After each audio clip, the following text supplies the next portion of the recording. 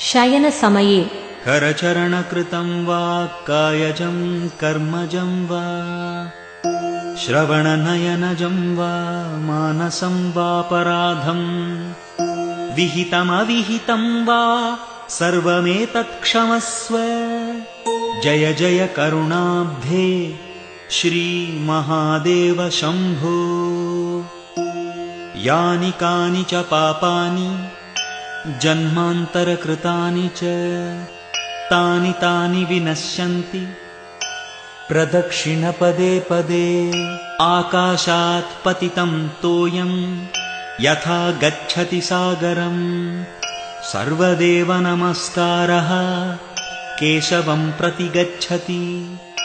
कायेन वाचा मनसेन्द्रियैर्वा बुद्ध्यात्मना वा प्रकृते स्वभावात् करोमि यद्यत् सकलं परस्मै नारायणायेति समर्पयामि।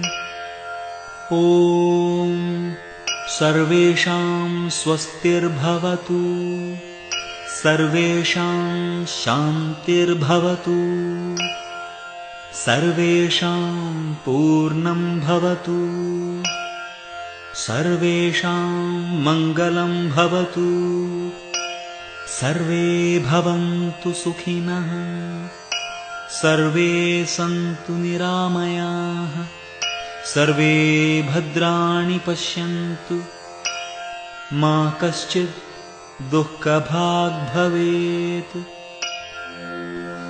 ॐ